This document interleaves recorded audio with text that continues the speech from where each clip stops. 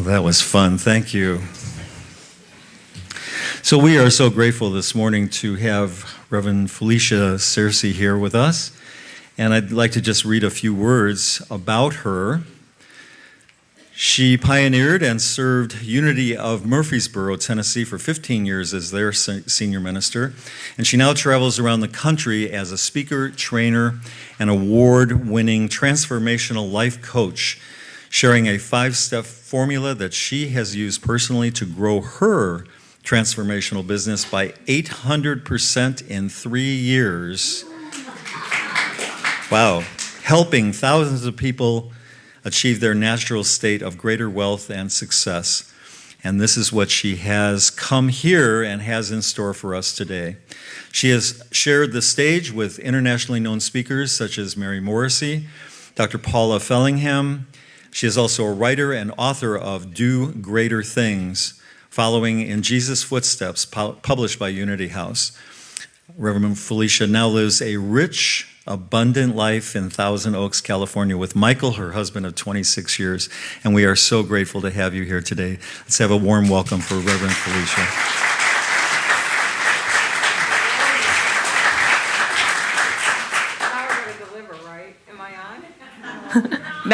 Oh, there I am. Now I'm on. Good morning, everybody. Good morning. You guys are incredible. I was here, that you didn't read the first part, where it's just such a delight to be back. I was here about a year and a half ago.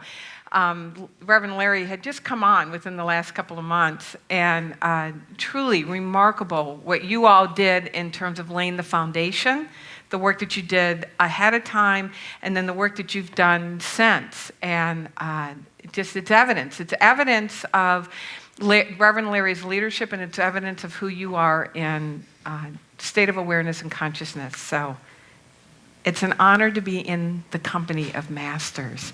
And it's great to be back in a Unity church. I just spoke to a group of about 50 real estate agents in Westlake last week. I love sharing this stuff in the secular language, because universal law is universal law, but then I love coming home to Unity.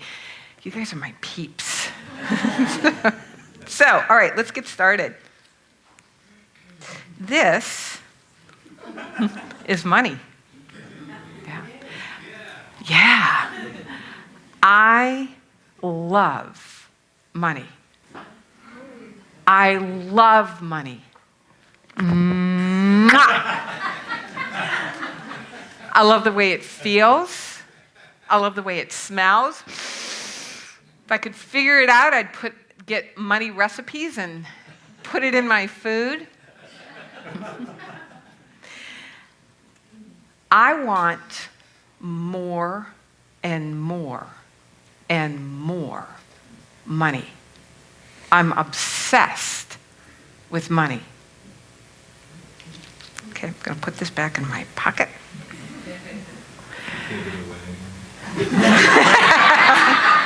Hold on a second, Roz. So just check in with yourself. Check in with yourself. Just get curious about your reaction to that. That, here I am, a minister, Unity minister, wrote a book about Jesus, and I'm up here literally making out with money. Check in to see if there was any judgment, any kind of reaction, maybe even a little bit of repulsion or disgust, or if you're sitting there trying to figure out a polite way to leave. Here's the deal. If I would have brought my granddaughter Allie up here, and I would have said, I love Allie. Love Allie. Can't get enough of Allie. There would be a collective, aw, right? Because we've been trained to value our kids. Rightly so. Rightly so. We've been trained to value our kids. We have not been trained to value this. Whatever your reaction was, money heard you. Money heard you. And if it was anything less than my reaction to it, my response, my relationship to it, money won't come where it's not welcomed. You guys in for a good day? Yeah, because this is what we're about. Because my question to you all, what is it that I really love? What is it when I'm holding this up? What am I claiming that I really love? So to lay the foundation for that, let me read a couple things from some of my favorite authors. Was not the case in the beginning, especially when I started working with Mary, but I've learned. Wallace Waddell says, the desire for riches, the love for money, is simply the capacity for larger life seeking fulfillment. Every desire is the effort of an unexpressed possibility to come into action. It is power seeking to manifest, which causes desire. That which makes you want more money. Now listen to this. Listen to this. That which makes you want more money is the same as that which makes the plant grow. It is life seeking fuller expression. He goes on, it is the desire of God that you should get rich. I'm going to say that again. Let this go beyond that part of you that's wanting to resist this right now. Believe me, I get this. You know, I went round and round and round when I began working with Mary about this. It's just unholy. It's unspiritual. You just cannot use the word Jesus and money in the same sentence. Right? He says it is the desire of God that you should get rich. He wants you. Remember, this was written back in the turn of the last century. He wants you to get rich because he can express himself better through you if you have plenty of things to use in giving him expression. He can live more in you if you have unlimited command of the means of life. Napoleon Hill says this. Yeah, and it's secular, which is what I love. Every human being who understands the purpose of money wishes for it. Let me say that again. Every human being who understands the purpose of money, begin right now to think into your purpose for money. What's your reason for money? He goes on. He says, wishing will not bring riches, but desiring riches with a state of mind that becomes an obsession. Becomes an obsession. Then planning definite ways and means, which is what we're going to get into this afternoon, to acquire riches, and backing those plans with persistence, which does not recognize failure, will bring riches. Wealth is natural. I'm going to say that again, and I want you to hear it. And if you're taking notes, write it down. Wealth is natural. Think about it. Our natural state is one of thriving. When you imagine in the beginning, think back to the incredible creation story in Genesis, where it says, in the beginning, God, creative energy, creative force, one life, one mind, one power, looked upon the void. There was a void. There was something missing, right? So this creative energy that it only can expand and express itself greater, looked upon this void and said, now we're going to personify God here for a moment, and said, there's something missing. What's missing? And God thought, and God pondered, and God started giggling with delight. Because God said, I know what's missing. And then God said, let there be. Let there be Steve, and let there be Amy, and let there be Janie, and let there be Bob, and let there be Noreen, and let there be you, and you, and you and you. And then God took its full creative capacity and wove into existence the most sophisticated, complex, elegant instrument in this entire planet in the form of you. Poured when you look at the human body alone, just the elegance and the complexity and the sophistication of this, and we as a human species have not been able to replicate it, this alone is evidence of our natural state of wealth. Now imagine this power pouring its full capacity into creating something as gorgeous as you, and then saying, go. What's your name?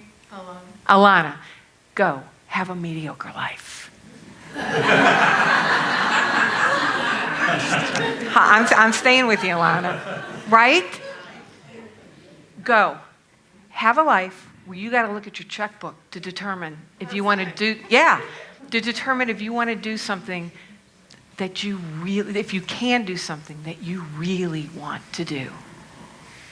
It doesn't make sense. It just doesn't make sense. I mean, that's just goofy. What this power says is that go, have a life that fundamentally bears witness to the power and the wealth that is breathing you. Every single one of you hear this. Every single one of you hear this. Wealth is natural. Now, if that's the case, then it stands to reason that we are fully sourced and resourced to be able to do just that, right? That we have the power to create a life that bears witness to our natural state of wealth, to bear witness to the power that literally breathed us into existence. So what is this power that we have to create? Now, I'm getting into information. In fact, all of this, we've all heard this before, right? And it feels good. The question is, what degree are we applying this? Are we applying it to a degree that truly people can see what's possible for everybody as we bear witness in our lives? Because what we have been given is the most potent energy in the universe. Y'all think about this. It absolutely takes my breath away every time I think about it and I say it. There is no more potent energy in this entire universe than our capacity to create at will. And what is that creative capacity? It's our thinking capacity. That spiritual masters throughout the millennium and science is now demonstrating that what we mentally rehearse, emotionally charge, and fundamentally believe has a way of literally coalescing this invisible substance around us and forming it into fact. That when we look at the results of our lives, that they are simply a reflection. It's an echo of our highest level of believing and our fundamental mental rehearsal up to this point. Can you guys see this? Now, I'm sitting in a unity ministry with a brilliant minister, so I know this is not new information. It's now, how do we translate that information? How do we translate in such a way that it's not an occasional demonstration, but it becomes the model upon which we build our lives? And so we are an ongoing witness, a continual witness to the power and the presence and the expansive, creative, wealthy nature of spirit that is literally breathing us every moment of the day. You guys still with me? I get it, I'm in Santa Barbara. But you guys are quiet. Just one. Yeah. So if we really understood the power that we wield at our fingertips, literally that we wield at our fingertips, we would become obsessed with learning how to use this power effectively and expansively. So when I say I love money, what am I really saying? I love the power of God moving through me as it expresses in expansive ways in my capacity to live life richly, freely, and abundantly. I wanted to call this talk God Loves Money, but knew it might be a little edgy in terms of wanted to have you guys come hear this, and that part of us that wants to separate our material wealth from spirituality. Genevieve Barron, in her book Your Invisible Power, talks about that God is not complete until it manifests in the physical. That God is not complete until we take an idea and we follow it through into the physical manifestation. It is one and the same. It is the completion of the creative process. And again, we're going to go into that more this afternoon. So as you understand the power that you wield at your fingertips and you commit yourself to be obsessed with bringing it into physical manifestation, then you understand truly that the most powerful thing that you can do is to intentionally design and weave into existence a life that you absolutely love and bears witness. And you understand that the most powerful question that you can learn to ask, there is no more powerful question on the entire planet than this question. So if you're taking notes, write this down. Because there will be a part of you that will want to dismiss it because of its simplicity. And the question is, what would I love? What would I love? What would I love to do? What would I love to give? What would I love to, where would I love to go? What would I love to be? What would I love? What would you love? What would you love? Because when you understand that it is the nature of love itself that's generating the question, number one, and is informing the answer. It is love itself seeking to expand and express by means of the answer to that question. Then you understand that the most holy of acts that we can do is to learn to answer that question and to live from that as a model for our lives. Because here's what happens the instant you start asking this question. The instant you start asking the question, there's something that rises up inside of you. Actually, I don't know if rises is the right word. It jolts up. There's an alarm system that goes off inside of you when you start really seriously asking this question. Because the second purpose of this question, not only are you expressing more of spirit, but as you make a decision for this to pursue the answer to this question, it is the means by which spirit grows you. It is the transformative process. It is the way that you are applying everything you're learning. Because without having a specific destination or a specific image to wrap spiritual law around, then it just becomes a warm and fuzzy feel-good. But as you become very clear around what is it that you're applying this to, and you choose for something that's bigger and bolder and more radical than anything you've ever done before, you understand that it requires you to reach down, access, and draw forth something that up until this point has laid dormant. You haven't needed it. But when you start moving toward a greater degree of wealth and abundance, it's going to trigger every ounce of resistance in you because that's the way it's supposed to happen. And that's the good news. So there's two things that happen. First of all, we have been highly trained to trust the information that the five senses gives us. So you get an idea. Like I'm going to share here in a moment about a wonderful woman by the name of Elena who had an idea that she wanted to paint large canvases from the Hubble Space Telescopes. Lots of reasons why that was not a good idea. You get an idea, you start going out here for confirmation and permission.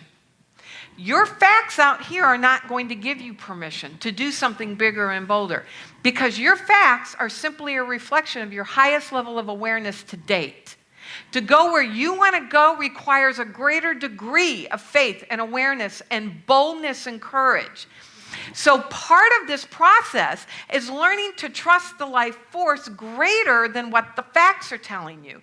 But most people add up, this is what I've got in my checkbook, this is what I've got on my calendar, this is how old I am, this is how young I am, this is what happened in the past. Or the biggie, I can't see how. I just don't see how this is going to happen. Let me tell you something right now. When it's big and bold and expansive and the invitation to a greater awareness of something bigger than anything you've ever experienced before, you are not going to know how.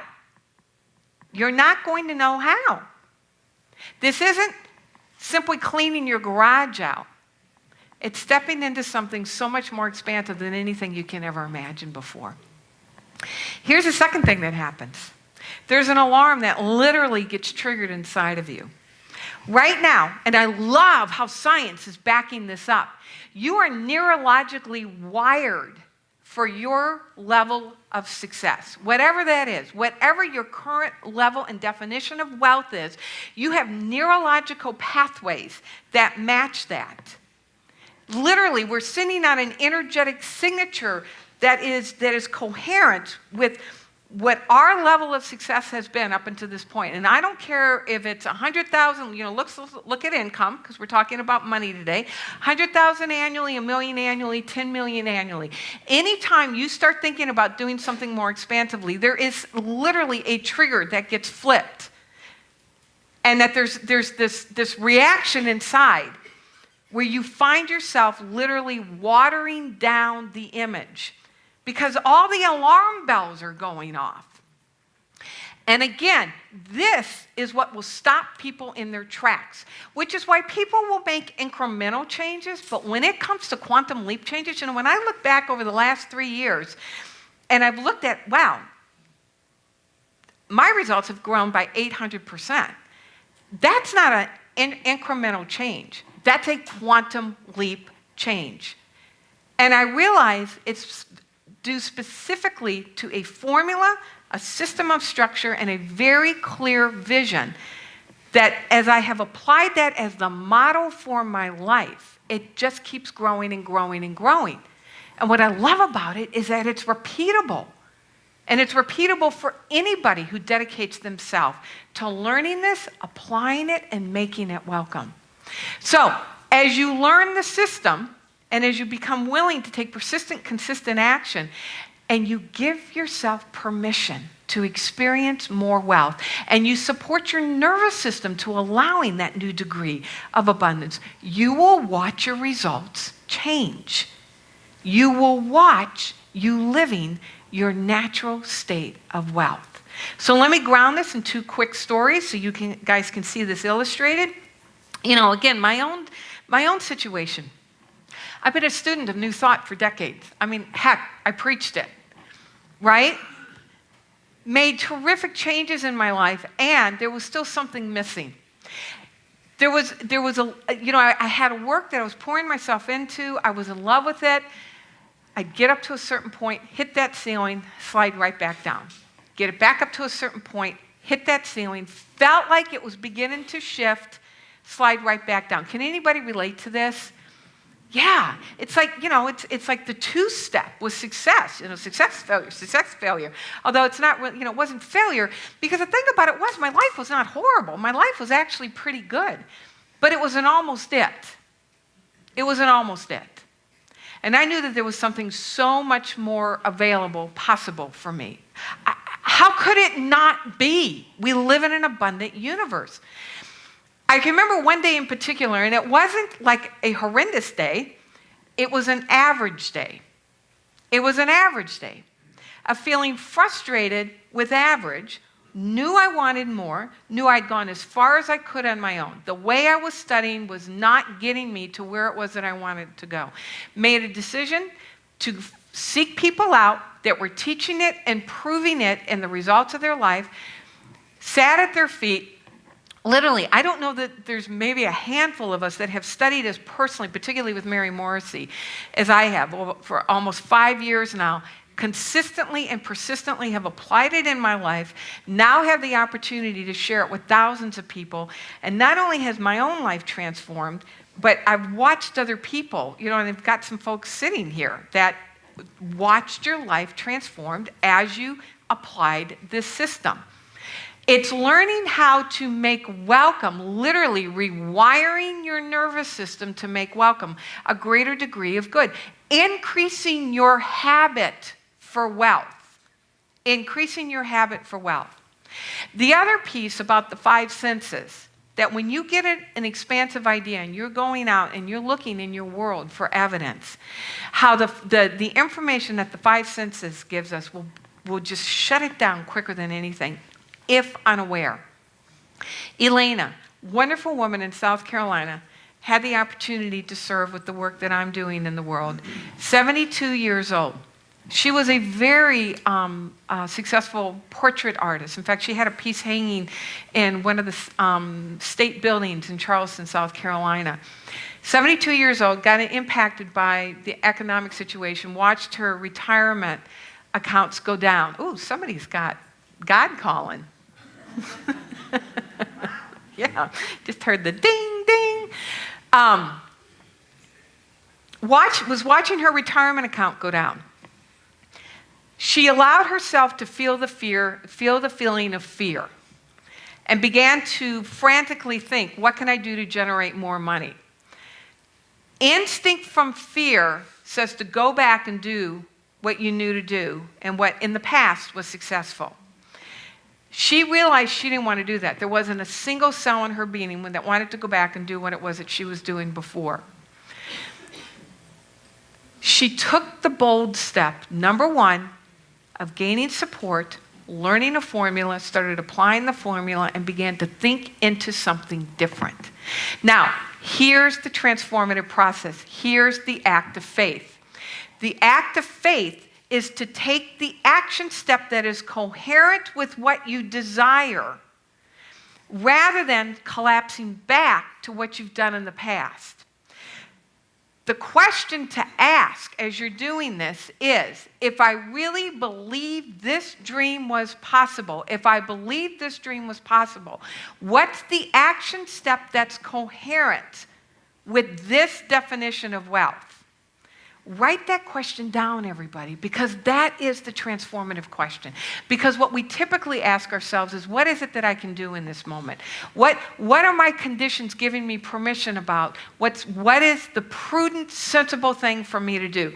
The prudent, sensible thing for her was to go back creating portraits. The faith step, the coherent step, was to begin to pour her energy into what it was that she loved. And what she wanted to do was to take photographs from the Hubble Space Telescope and create paintings of them. I called them her portraits of the universe. So as she was living into this system, asking this question, the answer she got was, you know what? I'll go buy a large canvas and start painting on that. Now that may seem obvious to you and not a big deal, but the thing about it was she didn't have enough room in her apartment. That if she either did the big canvas or she did a small one. And so if she was working on one, she couldn't do the other. Elena's biggest fear was that she would get sick and become a burden for her kids. So it wasn't just about generating more money. That her deeper why, her deeper reason was that she didn't want to be a burden for her kids. And she understood that if she took this step, not only was she putting herself at risk, but she was putting her kids at risk. This was the coherent step, though. Now, she didn't just take the step. She was learning to put on being the woman who was taking this action. She was learning now to become what's called the energetic pattern, the energetic signature of the woman who knew wealth and success was natural, what it was to expect wealth and success. She's now moving in the world differently. Her conversations are different.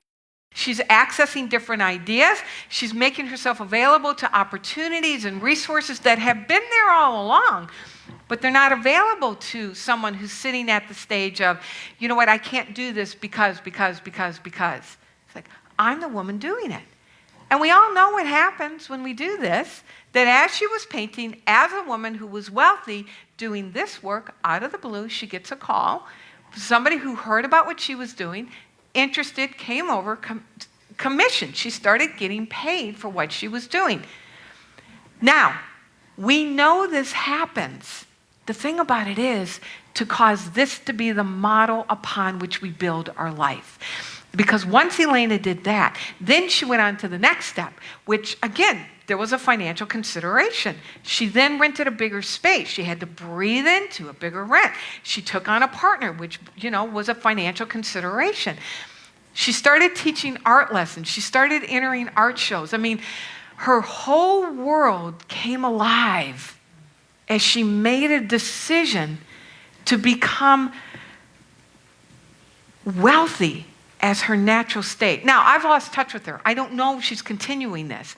I do know that if you slide away from this, the model no longer works. You got to stay engaged in the model as your way of living in order to keep growing and allowing a greater degree of expansiveness and wealth into your life.